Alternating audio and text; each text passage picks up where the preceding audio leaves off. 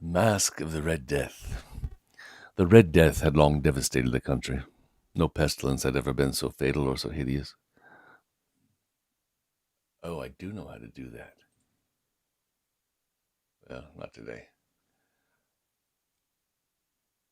No pestilence had ever been so fatal or so hideous. Blood was its avatar, its seal, the redness and the horror of blood. There were sharp pains and sudden dizziness, and then profuse bleeding at the pores with dissolution.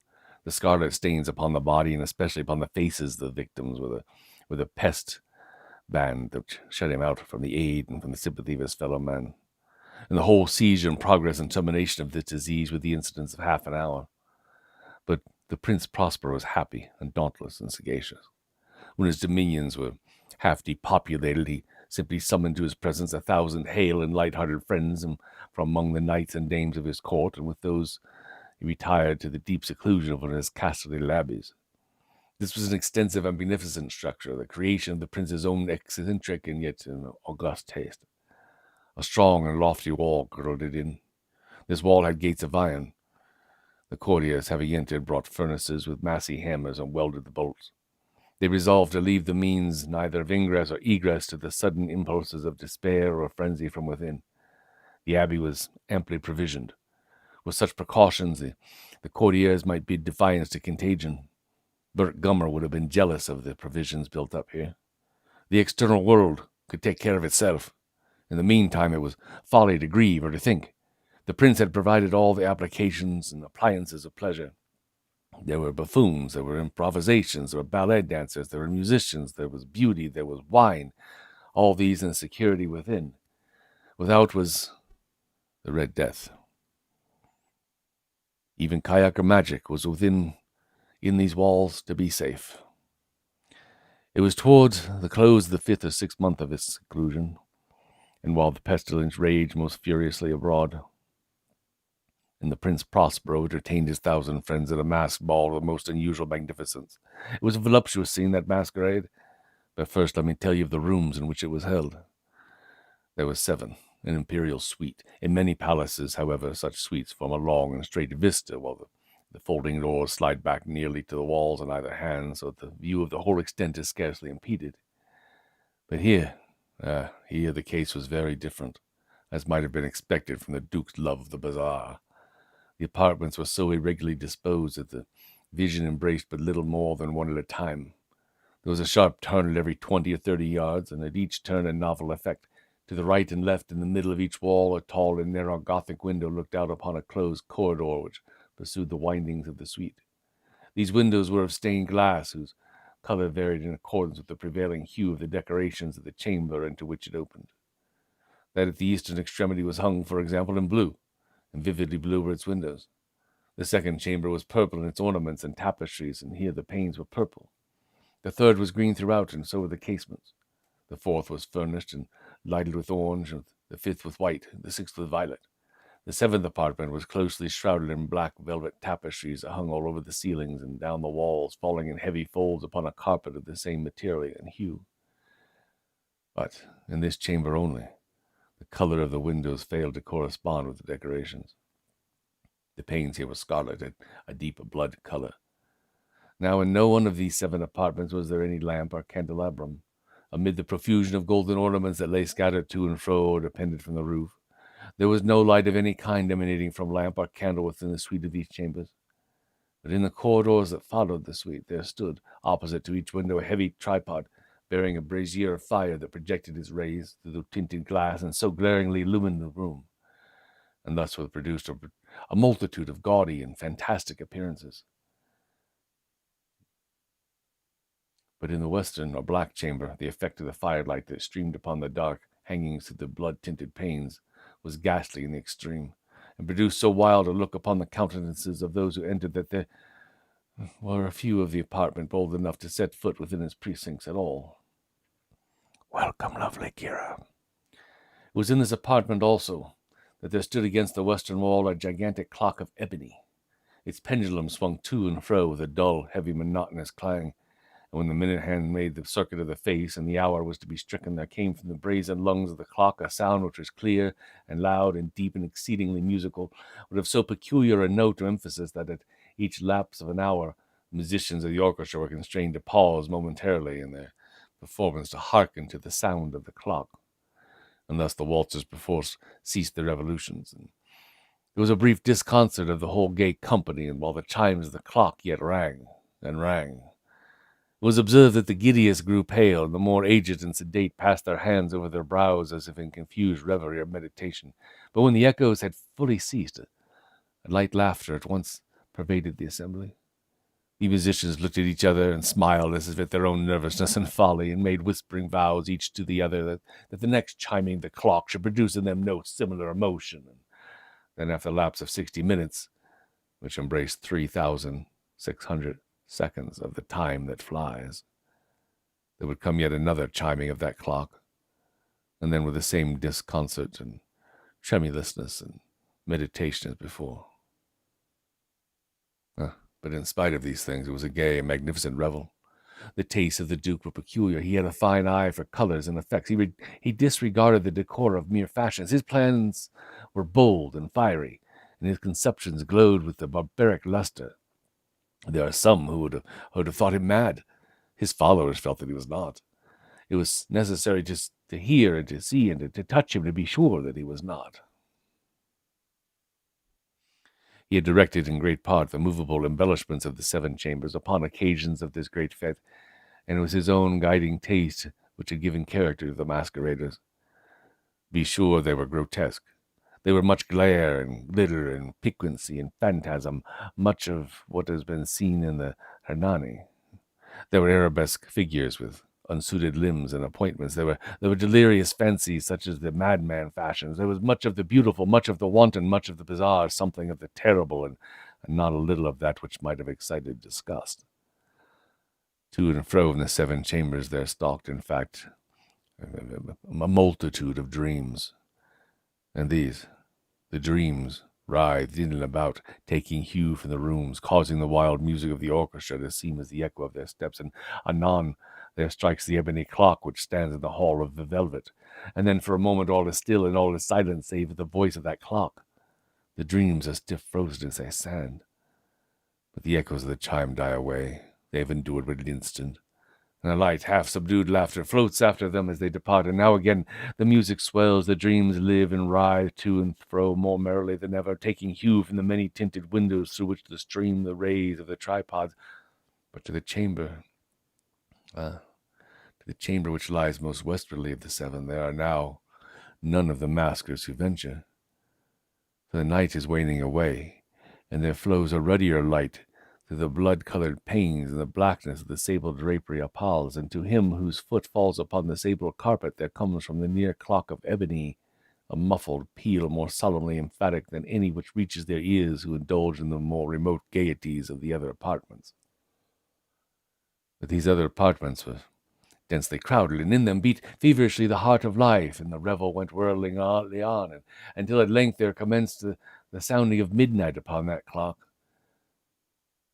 And then the music ceased, as I have told, and the evolutions of the waltzers were quieted, and there was an uneasy cessation of all things as before. But now there were 12 strokes to be sounded by the bell of that clock, and thus it happened, perhaps, that more of thought crept, with more of time, into the meditations of the thoughtful among those who revelled.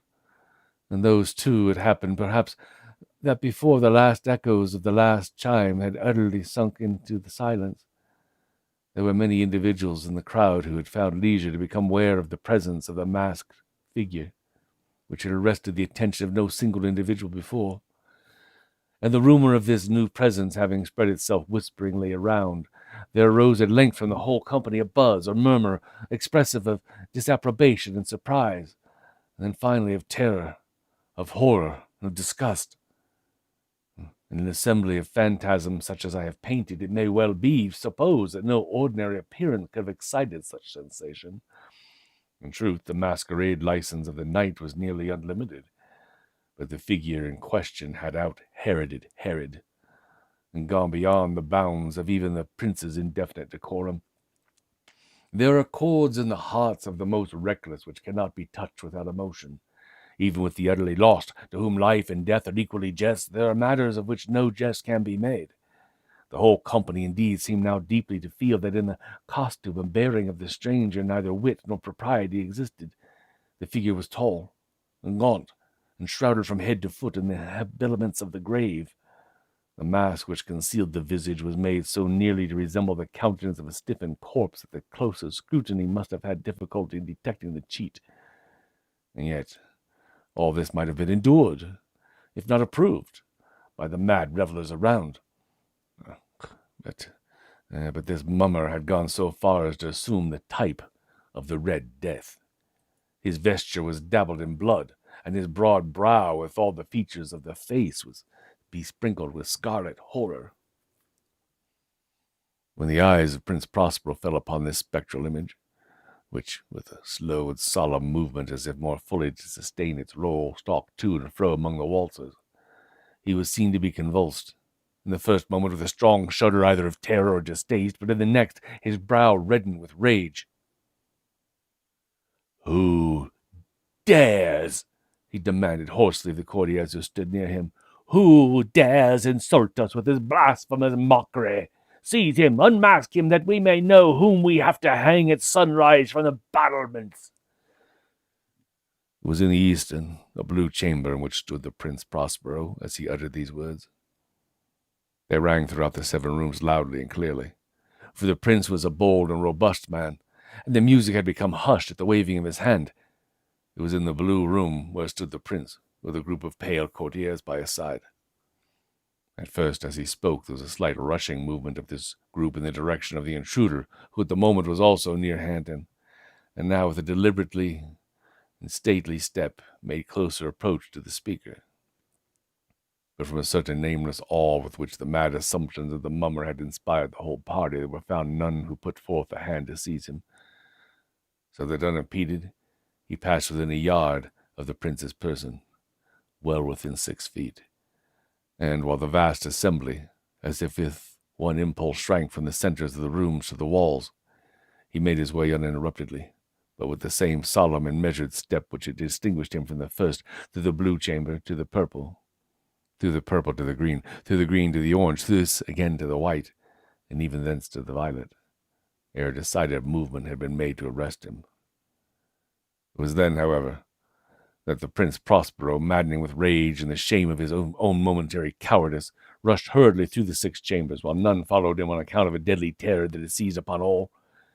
He bore aloft a drawn dagger, and approached in rapid impetuosity to within 3 or 4 feet of the retreating figure, when the latter, having attained the extremity of the velvet apartment, turned suddenly and confronted his pursuer. There was a sharp cry, and the dagger dropped gleaming upon the sable carpet, upon which instantly afterwards fell prostrate in death the Prince Prospero.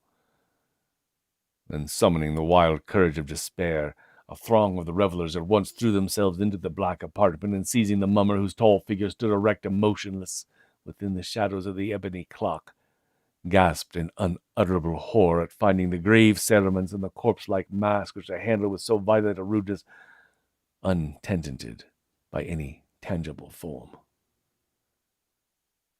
And now was acknowledged the presence of the Red Death. He had come like a thief in the night, and one by one dropped the revelers in the blue and blood-bedewed halls of their revels, and died each in the despairing posture of his fall. And the life of the ebony clock went out with that last of the gay, and the flames of the tripods expired, and darkness and decay and the Red Death held illimitable dominion over all. What's such a cheery little tale? Somehow the last scene where they're all laying out dead upon the floor in the sable carpet brings to mind a scene from Star Trek. I don't know why. Anyway, now a little morsel from one of my favorite months of the year, Ulalume. Like many of Poe's later poems, Ulalume has a strong sense of rhythm and musicality. The verses are purposefully sonorous and rhymy, built around sound to create feelings of sadness and anguish. It was written in the same year Poe's wife Virginia died, perhaps contributing to the poem's somber mood. On a lonely, gloomy October night, The narrator wanders all night through the woods of Weir Forest near Auber Lake, and eventually at dawn comes upon a tomb. He then realizes it is the tomb of his beloved Ulalume, whom he buried exactly 1 year ago, and wonders why he came. Poe likes elves, Ulalume, Lenore, Annabelle. The skies, they were ashen and sober, the leaves, they were crisp and sere. The leaves, they're withering and sere. It was a night in the lonesome October of a most immemorial year. It was hard by the dim lake of Auber in the misty mid-region of Weir. It was down by the dark tarn of Auber in the ghoul-haunted woodland of Weir. Here once through an alley titanic, of cypress I roam with my soul, of cypress with Psyche my soul. There were days when my heart was volcanic, as the scoriac rivers that roll, as the lavas that restlessly roll, their sulphurous currents down Yannick in the ultimate climbs of the pole, that groan as they roll down the Mount Yannick in the realms of the boreal pole. Our talk had been serious and sober, but our thoughts, they were palsied and sere, our memories were treacherous and sere. For we knew not the month was October, and we marked not the night of the year, all nights of the year. We noted not the dim lake of Auber, though once we had journeyed down here. We remembered not the dank tarn of Auber, nor the ghoul-haunted woodland of Weir. And now as the night was senescent, and the star-dials pointed to morn, as the star-dials hinted of morn, at the end of our path a quiescent and nebulous lustre was born, out of which a miraculous crescent arose with a duplicate horn. Astarte's bediamonded crescent, distinct with its duplicate horn. And I said, she is warmer than Diane. She rolls through an ether of sighs. She revels in a region of sighs.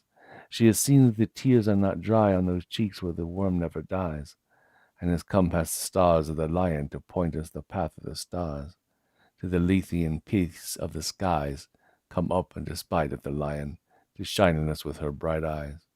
Come up to the lair of the lion, we love her in luminous eyes. But Psyche, uplifting her finger, said sadly, this star I mistrust, her pallor I strangely mistrust. Ah, hasten, let us not linger. Ah, fly, let us fly, for we must. In terror she spoke, letting sink her wings till they trailed in the dust. In agony sobbed, letting her sink her plume till they trailed in the dust, till they sorrowfully trailed in the dust. I replied, this is nothing but dreaming. Let us bond by this tremulous light. Let us bathe in this crystalline night. Its symbolic splendor is beaming with hope and beauty tonight. See, it flickers up the sky through the night. Ah, we safely must trust to its gleaming. Be sure it will lead us aright. We safely must trust to a gleaming that cannot but guide us aright, since it flickers up to heaven through the night.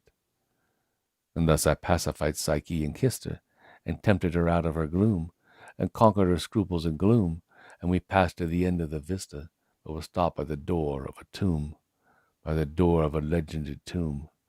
And I said, what is written, sweet sister, on the door of this legended tomb? And she cried, Ulalume, Ulalume, 'tis the vault of thy lost Ulalume. Then my heart it grew ashen and sober, and the leaves were crisped and sere, as the leaves that were withering and sere.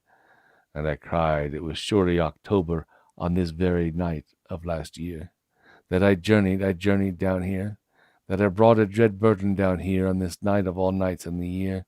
Ah, what demon has tempted me here? Well, I know now this dim lake of Auber, this misty mid-region of Weir. Well, I know now this dank tarn of Auber, this ghoul-haunted woodland of Weir. It's kind of a fun little story. Stuff that's interesting is he says we, and he's talking to Psyche. Psyche is his own Psyche that he's made into a whole entire another being that's walking with him, even gives her a kiss on the cheek. Crazy guy. Anyway, now, another of my very, very favorites from the Masters of the Macabre. Poe used a lot of wonderful language. That, in his time being somewhat removed from our own, language evolves. And in this next story, I'm sure most, maybe all of us here already know this, but a cask or a pipe is simply a small barrel. And Amontillado is a specific type of Spanish sherry. So the story could be called The Barrel of Sherry. But the Cask of Amontillado has a much better ring, don't you think?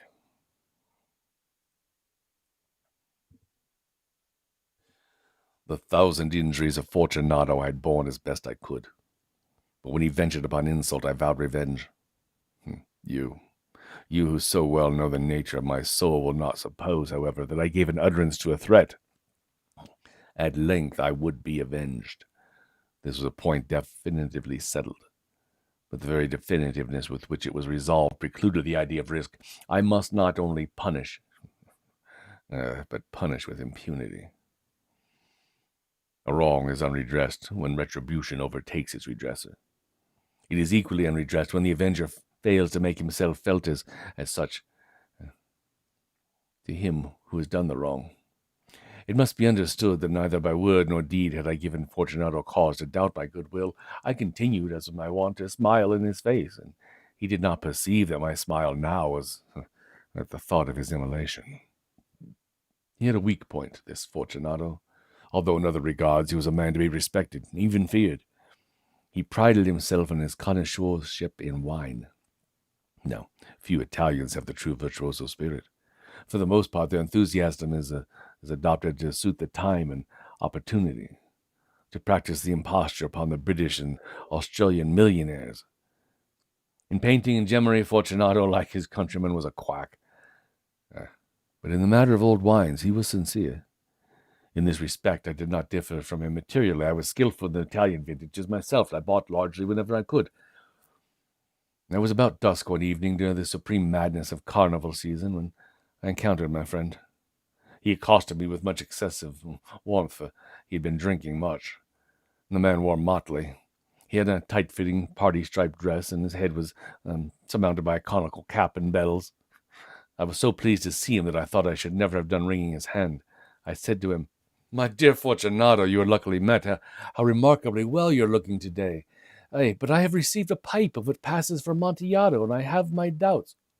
"How? Amontillado, a pipe? Impossible, in the middle of a carnival." "I have my doubts, and I was silly enough to pay the full Amontillado price without consulting with you in the matter. You were not to be found. I was fearful of losing a bargain." "Amontillado! I have my doubts. Amontillado! And I must satisfy them. Amontillado! As you are engaged, I'm on my way to Lucchesi. If anyone has a critical turn, it is he. He will tell me, Lucchesi cannot tell Amontillado from Sherry. And yet some fools will have it that his taste is a match for your own. Come, let us go." "Whither?" "To your vaults." "My friend, no, I will not impose upon your good nature. I perceive you have an engagement." "Lucchesi, I have no engagement. Come." "My friend, no. It's not the engagement, but the severe cold with which I perceive you are afflicted. The vaults are insufferably damp. They are encrusted with niter. Let us go, nevertheless. The cold is merely nothing. Amontillado, you have been imposed upon. And as for Lucchesi, he cannot distinguish Sherry from Amontillado." Thus speaking, Fortunato possessed himself of my arm. Putting on a mask of black silk and drawing a roquelaire closely about my person, I suffered him to hurry me to my palazzo. There were no attendants at home. They had absconded to make merry in honor of the time. I had told them that I should not return until morning, and I had given them explicit orders not to stir from the house. These orders were sufficient, I well knew, to ensure their immediate disappearance, one and all, as soon as my back was turned. I took from the sconces 2 flambeaux. Giving one to Fortunato, bowed him through the several suites of the rooms to the archway that led into the vaults. I passed down a long and winding staircase, requesting him to be cautious as he followed. We came at length to the foot of the descent, and stood together on the damp ground of the catacombs of the Montresors. The gait of my friend was unsteady. The bells on his cap jingled as he strode. "The pipe," said he. "It is farther on," said I. "But observe the white webwork which gleams from these cavern walls." He turned towards me and looked into my eyes with 2 filmy orbs that distilled the rheum of intoxication. "Niter?" he asked at length. Yes. "Niter, how long have you had that cough?" "I've got welcome, Cross." My poor friend found it impossible to reply for many minutes. "It is nothing." "Come," I said with decision, "we will go back. Your health is precious. You are rich, respected, admired, beloved. You are happy, as once I was. You are a man to be missed. For me, it is no matter. We will go back. You will be ill, and I cannot be responsible. Besides, this Lucchesi... Enough! Enough! The cough is mere nothing. It will not kill me. I shall not die of this cough. True. Very true, I replied. And indeed, I had no intention of alarming you unnecessarily, but you should use all precautions. A draught of this Medoc will defend us from the depths. Here I knocked off the neck of the bottle which I drew from a long row of its fellows that lay upon the mould. Drink, I said, presenting him the wine. He raised it to his lips with a leer. He paused and nodded to me familiarly while his bells jingled. I drink to the buried that repose around us. And I to your long life. He again took my arm and we proceeded. These vaults, he said, are extensive. Yes, the Montresors were a great and numerous family. I forget your arms. A huge human foot, the oar, in a field of azure. The foot crushes a serpent rampant whose fangs are embedded in the heel. Ah, and the motto? Nemo impune lacessit. Oh, yes, good. The wine sparkled in his eyes, the bells jingled. My own fancy grew warm with the Medoc. We had passed through walls of piled bones with casks and puncheons intermingling into the inmost recesses of these catacombs. I paused again, and this time I made bold to seize Fortunato by an arm above the elbow. The nitre, I said, see, it increases. It hangs like moss upon the vaults. We are below the river's bed here. The drops of moisture trickle among the bones. Come, we will go back ere it is too late. Your cough... It is nothing. Let us go in. Hey. But first, another draught of the Medoc. I broke and reached him a flagon of de Grave. He emptied it at a breath. His eyes flashed with a fierce light. He laughed and threw the bottle upwards with a gesticulation I did not understand. I looked at him in surprise. He repeated the movement, a grotesque one. You do not comprehend? Not I replied. Then you are not of the Brotherhood. How? You are not a Mason. Oh, yes, I said. You? Impossible. A Mason? A Mason, I replied. A sign. It is this, I answered, producing a trowel from beneath the folds of my roquelaire. You jest, he exclaimed, recoiling a few paces. But let us proceed to the Amontillado. Be it so, I said, replacing the tool beneath my cloak and again offering him my arm. He leaned upon it heavily now. We continued our route in search of the Amontillado. We passed through the range of low arches, descended, passed on, and descending again, arrived at a deep crypt in which the foulness of the air caused our flambeaux rather to glow than flame. I love that motto, somehow. At the most remote end of the crypt there appeared another, less spacious. Its walls had been lined with human remains, piled to the vault overhead in the fashion of the great catacombs of Paris. 3 sides of this interior crypt were still ornamented in this manner. From the fourth, the bones had been thrown down and lay promiscuously upon the earth, forming at one point a mound of some size. Within the wall, there exposed by the displacing of the bones, we perceived a still interior recess, in depth about 4 feet, and width 3, height 6 or 7. It seemed to have been constructed for no especial use in itself, but for merely the interval between 2 of the colossal supports of the roof of the catacombs was backed by one of the circumscribing walls of solid granite. It was in vain that Fortunato, uplifting his dull torch, endeavored to pry into the depths of those recesses. In its termination, the feeble light did not enable us to see. Proceed, I said. Herein is the Amontillado. As for Lucchesi... He's an ignoramus, interrupted my friend, as he stepped unsteadily forward, while I followed immediately at his heels. In an instant he had reached the extremity of the niche, and finding its progress arrested by a rock, stood stupidly bewildered. A moment more, and I had fettered him to the granite. In its surface were 2 iron staples, distant from each other about 2 feet horizontally. From one of these depended a short chain, from the other a padlock. Throwing the links about his waist, it was but the work of a few seconds to secure it. He was too much astounded to resist me. Withdrawing the key, I stepped back from the recess. Pass your hand over the wall, I said. You cannot help feeling the night, or indeed it is very damp. Once more, let me implore you to return. No? Then I must positively leave you. But first I must render you all the little attentions in my power. That's Amontillado, ejaculated my friend, and yet not recovered from his astonishment. Ah, true, the Amontillado. As I spoke these words, I busied myself among the pile of bones which I had before spoken. Throwing them aside, I soon uncovered a quantity of building stone and mortar.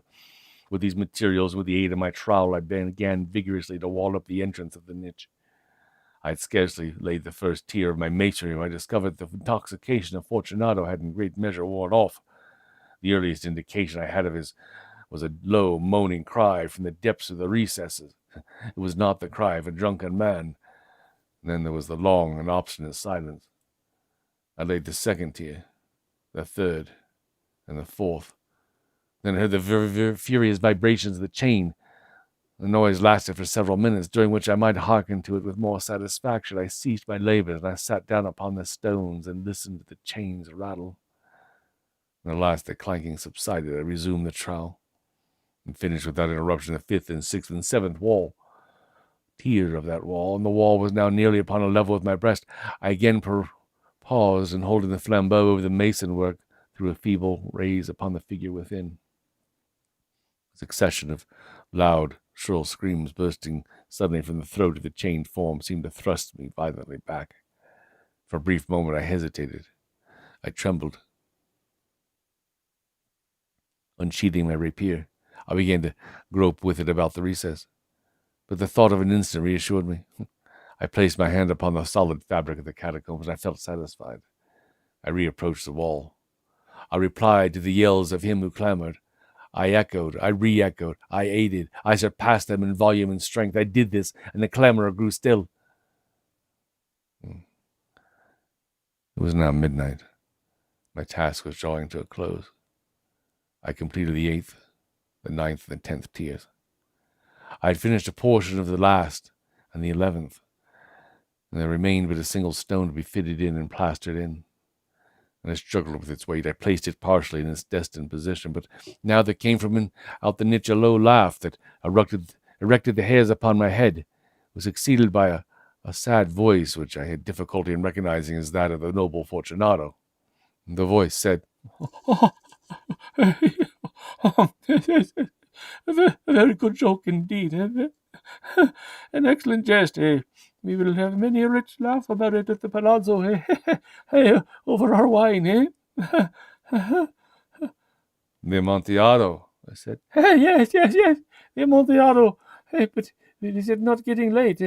Will they not be waiting us at the palazzo, the lady Fortunato and the rest? Let us be gone. Yes, I said. Let us be gone. For the love of God, Montresor! Yes, I said. For the love of God. And to these words I hearkened in vain for reply. I grew impatient. I called aloud, Fortunato! No answer. I called again, Fortunato! No answer still. I thrust a torch through the remaining aperture and let it fall within. There came forth and returned only the jingling of the bells. My heart grew sick, on account of the dampness of the catacombs. I hastened to make an end of my labors. I forced the last stone in its position. I plastered it up. Against the new masonry, I re-erected the old rampart of bones. For the half of a century, no mortal has disturbed them. In pace requiescat.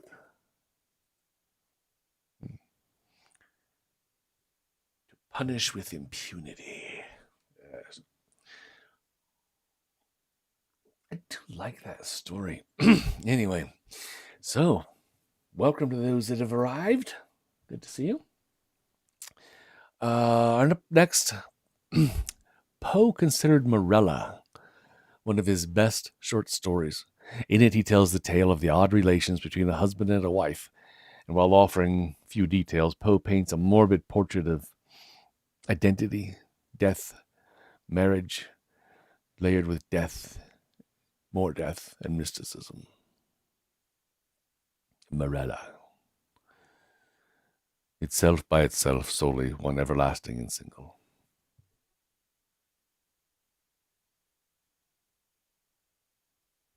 With a feeling of deep yet singular affection, I regarded my friend Morella. Thrown by accident into society many years ago, my soul from our first meeting burned with fires it had never before known. But the fires were not of eros, and bitter and tormenting to my spirit was the gradual conviction that I could in no manner define their unusual meaning or regulate their vague intensity. Yet we met, and fate bound us together at the altar, and I never spoke of passion nor of love, nor thought of love. She, however, shunned society, and attaching herself to me alone rendered me happy. It is a happiness to wonder. It is a happiness to dream. Morella's erudition was profound. As I hoped to live, her talents were of no common order. Her powers of mind were gigantic. I felt this, and in many matters I became her pupil. I soon, however, found that perhaps on account of her Pressburg education, she placed before me a number of those mystical writings which are usually considered the mere dross of the early German literature. These, for whatever reason I could not imagine, were her favorite and constant study, and that in process of time they became my own, should be attributed to the simple but effectual influence of habit and example. In all this, I err not. My reason had little to do. My convictions, or I forget myself, were in no manner acted upon by the ideal, nor was there any tincture of the mysticism which I read to be discovered, unless I am greatly mistaken either in my deeds or in my thoughts. Persuaded of this, I abandoned myself implicitly to the guidance of my lovely wife, and I entered with an unflinching heart into the intricacies of her studies. And then, poring over forbidden pages, I felt a forbidden spirit enkindling within me. Would Morella place her cold hand upon my own, and rake up from the ashes of a dead philosophy some low singular words whose strange meaning burned themselves upon my memory, and then hour after hour would I linger by her side and dwell upon the music of her voice, until at length its melody was tainted with terror, and there fell a shadow upon my soul, and I grew pale, and I shuddered inwardly at those two unearthly tones. And thus joy suddenly faded into horror, and the most beautiful became the most hideous. A Hinam became a Jihana.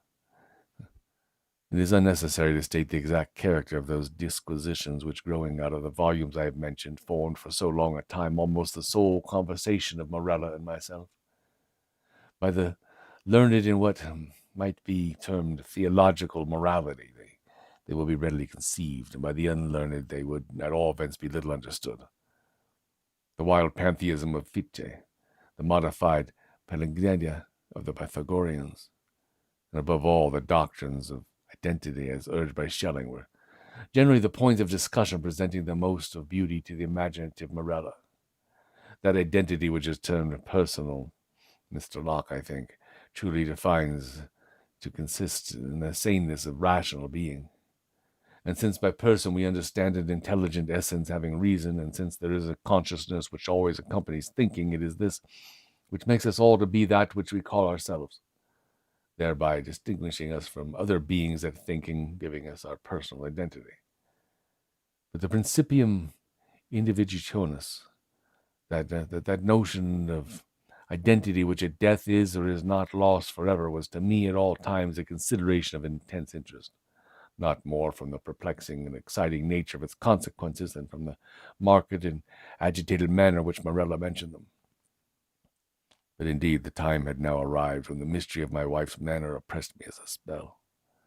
I could no longer bear the touch of her wan fingers, nor the low tone of her musical language, nor the luster of her melancholy eyes. And she knew all this, but did not upbraid. She seemed conscious of my weakness or my folly, and smiling called it fate. She seemed also conscious of a cause to me unknown for the gradual alienation of my regard, but she gave me no hint or token of its nature. Yet was she woman, and pined away daily. In time the crimson spot settled steadily upon the cheek. The blue veins upon the pale forehead became prominent. In one instant my nature melted into pity, but in the next I met the glance of her meaning eyes, and then my soul sickened and became giddy with the giddiness of one who gazes downward into some dreary and unfathomable abyss. Shall I then say that I longed with an earnest and consuming desire for the moment of Morella's decease? I did, but the fragile spirit clung to its tenement of clay for many days, many weeks, irksome months. until my tortured nerves obtained the mastery over my mind, and I grew furious through delay, and with the heart of a fiend, I cursed the days and the hours and the bitter moments which seemed to lengthen and lengthen as her gentle life declined like shadows in the dying of the day. But one autumnal evening, when the winds lay still in heaven, Morella called me to her bedside. There was a dim mist over all the earth, a warm glow upon the waters, and amid the rich October leaves of the forest, a rainbow from the firmament had surely fallen. "It is a day of days," she said as I approached, "a day of all days, either to live or die. It is a fair day for the sons of earth and life. More fair for the daughters of heaven and death." I kissed her forehead, and she continued, "I am dying, yet shall I live. Morella, the days have never been when thou couldst love me, but her whom in life thou didst abhor, in death thou shalt adore. Morella, I repeat, I am dying, but within me is a pledge of that affection. Ah, how little which thou didst feel for me, Morella. And when my spirit departs, shall the child live, thy child and mine, Morella's. But thy days shall be days of sorrow, that sorrow which is the most lasting of impressions, as the cypress is the most enduring of trees. For the hours of thy happiness are over, and joy is not gathered twice in a life, as the roses of Paestum twice in a year. Thou shalt no longer then play the Tian with me, with time, but being ignorant of the myrtle and the vine, thou shalt bear about with thee thy shroud on the earth, as do the Mussulmen at Mecca." "Morella," I cried, "Morella, how knowest thou this?" But she turned away her face upon the pillow, and a slight tremor coming over her limbs, she thus died, and I heard in her voice no more. Yet, as she had foretold, her child, to which in dying she had given birth, which breathed not until the mother breathed no more, her child, a daughter, lived. And she grew strangely in stature and intellect, and she was the perfect resemblance of her who had departed, and I loved her with a love more fervent than I had believed it possible to feel for any denizen of this earth. But ere long the heaven of this pure affection became darkened, and gloom and horror and grief swept over it in clouds. I said the child grew strangely in stature and intelligence, as strange indeed was her rapid increase in bodily size, but terrible, oh, terrible were the tumultuous thoughts which crowded upon me while watching the development of her mental being. Could it be otherwise? When I daily discovered in the conceptions of this child the adult powers and faculties of the woman, when the lessons of experience fell from the lips of infancy, when the wisdom or the passions of maturity I found hourly gleaming from its full and speculative eye, when, I say, all this became evident to my appalled senses, when I could no longer hide it from my soul, nor throw it off from the perceptions which trembled to receive it, is it to be wondered that the suspicions of a nature fearful and exciting crept in upon my spirit, my thoughts fell back aghast upon the wild tales and thrilling theories of the entombed Morella? I snatched from the scrutiny of the world a being whom destiny compelled me to adore, and in the rigorous seclusion of my home I watched with agonizing anxiety over all which concerned the beloved. As years rolled away, as I gazed day after day upon her holy and mild and eloquent face, and pored over her maturing form, day after day did I discover new points of resemblance in this child to her mother, the melancholy and the dead. And hourly grew darker these shadows of similitude, and more full and more definite, and more perplexing and more hideously terrible in their aspect. For that her smile was like her mother's I could bear, but then I shuddered at its too perfect identity. That her eyes were like Morella's I could endure, but then they, too, often looked down into the depths of my soul, Morella's own intense and bewildering meaning. And in the contour of her high forehead, in the ringlets of the silken hair, and the wan fingers which buried themselves therein, in the sad musical tones of her speech, above all, in the phrases and expressions of the dead on the lips of the loved and living, I found food for consuming thought and horror for a worm that would not die. Thus passed away 2 lustra of her life, and as yet my daughter remained nameless upon this earth. My child, my love, were the designations usually prompted by a father's affection. The rigid seclusion of her days precluded all other intercourse. Morella's name died with her at her death. Of the mother I had never spoken to the daughter. It was impossible to speak. Indeed, during the brief period of her existence, the latter had received no impressions from the outward world, save such as might have been conforded by the narrow limits of her privacy. But at length, the ceremony of baptism presented to my mind is, in its unnerved and agitated condition, a present deliverance from the terrors of my destiny. And at the baptismal font I hesitated for a name. And many titles of the wise and beautiful of old and modern times, of my own and foreign lands, came thronging to my lips, with many, many fair titles of the gentle and the happy and the good. What prompted me then to disturb the memory of the buried dead? What demon urged me to breathe that sound, which in its very recollections was wont to make ebb in the purple blood in torrents from the temples to the heart? What fiend spoke from the recesses of my soul, when amid those dim aisles and the silences of the night I whispered within the ears of the holy man the syllables, Morella? What more than fiend convulsed the features of my child, overspread them with hues of death, as starting at that scarcely audible sound, she turned her glassy eye from earth to heaven, and falling prostrate in the black slabs of her ancestral vault, responded, I am here. Distinct, coldly, calmly distinct, fell those few simple sounds within my ear, and thence like molten lead rolled hissingly into my brain.